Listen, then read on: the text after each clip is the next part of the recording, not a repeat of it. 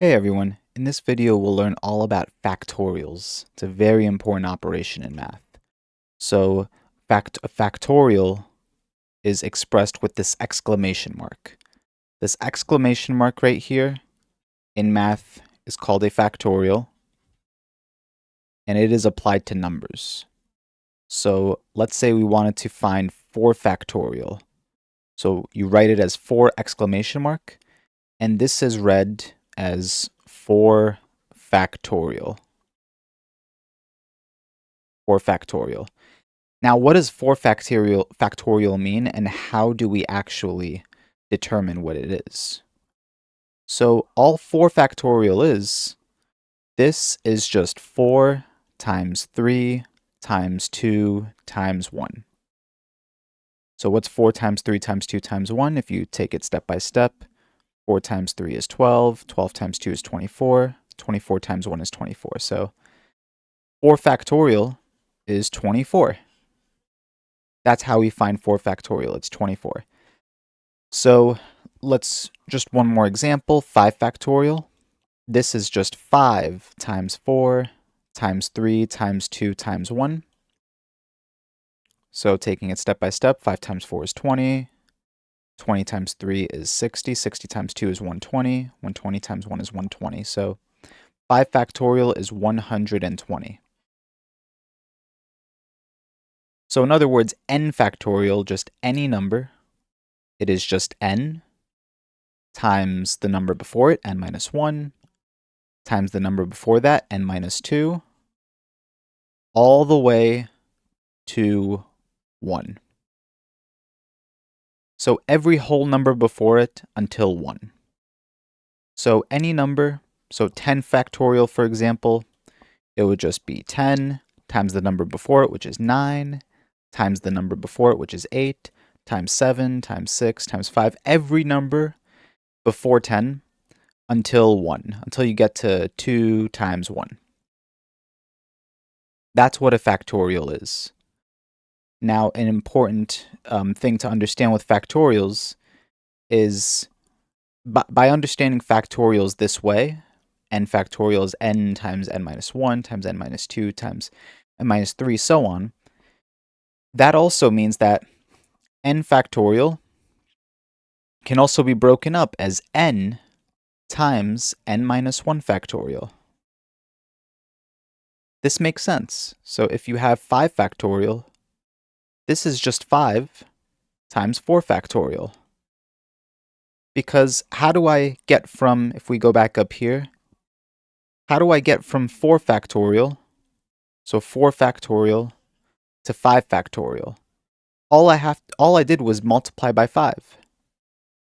That's the only difference. This is 4 times 3 times 2 times 1. And this is also 4 times 3 times 2 times 1, but I multiplied a 5 in there. That's an important thing to understand with factorials. So any number factorial is just that number times the previous number factorial. That's what this means. And that becomes useful later on when we get more into factorials. But basically, this works with any number. 10 factorial is basically just 10 times 9 factorial. So that's important to understand. And also, n factorial divided by n minus 1 factorial equals n. So this is actually a rearranged version of this identity right here. So what this means is if you have 100 factorial divided by 99 factorial, these are very, very, very massive numbers. 100 factorial and 99 factorial are very large numbers if you actually try to calculate them. But I don't have to calculate them to solve this, because I know that if I take 100 factorial and I divide it by 99 factorial, I'm just left with 100. And why does that make sense? Because, well, 100 factorial up here, 100 factorial is just 100 times 99 factorial. And dividing that by 99 factorial, the 99 factorial in the top and bottom cancel out, and I'm just left with 100. Another quick example, let's say we had 100 factorial divided by 97 factorial. Very similarly, we know 100 factorial is 100 times 99 factorial over 97 factorial. But I know that 99 factorial, that's just 99 times 98 factorial. That's 99 times 98 factorial. But I know that 98 factorial is just 98 times 97 factorial. So 98 times 97 factorial. And I can cancel out the 97 factorial in the top and bottom. And I'm left with 100 times 99 times 98, which I could actually plug into a calculator. And that's much more easy for a calculator to compute. So that's how factorials work. And one more rule with factorials is that 0 factorial is always 1. This is very important to memorize. 0 factorial will always give you 1. That's very important to understand. So 0 factorial is 1. Now, let's quickly talk about what a factorial even is.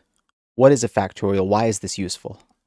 It becomes more useful later on when we get into the binomial theorem and other topics, and probability as well.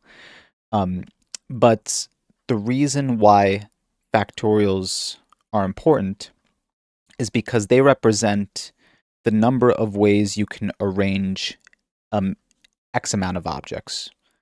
So if you have X factorial is the number of ways you can arrange X objects. So what does that mean? Let's say I have 5 factorial. That's 5 times 4 times 3 times 2 times 1, which is 120. So that means there are 120 ways to arrange 5 objects.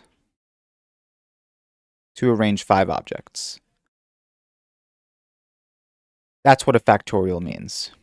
And just to quickly go through an example, just so it makes more sense, let's say I have 5 objects. I have object 1, object 2, object 3, object 4, and object 5.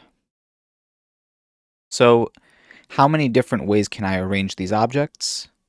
Well, this is one way right here. I can arrange it 1, 2, 3, 4, 5. I could also arrange it 1, 2, 3, 5, 4. I could also arrange it like that. I could also arrange it 2, 1, 3, 5, 4. There are a lot of ways I can arrange these 5 objects, but by computing 5 factorial, I can find out that there are actually 120 ways to arrange 5 objects. And that is how factorials work. So I hope this video helps. And if you have any questions at all, please leave them down in the comments below, and thank you for watching.